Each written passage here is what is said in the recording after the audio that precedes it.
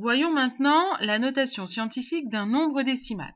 Donc la notation scientifique d'un nombre décimal positif, c'est la seule écriture de la forme a fois 10 exposant n, où a est un nombre décimal supérieur ou égal à 1, est strictement inférieur à 10, et n un nombre entier relatif. Ça veut dire qu'on va pouvoir écrire ce nombre décimal sous la forme d'un produit d'un nombre décimal qui ne pourra pas avoir 0 en partie entière, qui aura comme partie entière entre 1 et 9, et le produit donc avec une puissance de 10. Si on donne par exemple la notation scientifique de 1234,5, 1234,5, on peut écrire que c'est 1,2345 fois 1000.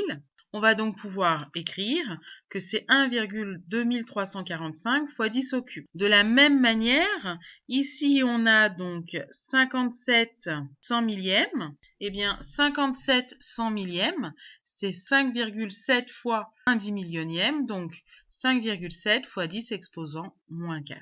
On va pouvoir donc maintenant encadrer des nombres grâce aux puissances de 10, grâce à la notation scientifique, puisque l'exposant de la puissance de 10 dans la notation scientifique d'un nombre décimal fournit un ordre de grandeur de ce nombre. Si je prends le nombre 4,5678 fois 10 au carré, qui est un nombre en écriture scientifique, eh bien, il est forcément compris entre 4 centaines, puisque 4 fois 10 au carré, et 5 centaines, puisque 5 fois 10 au carré.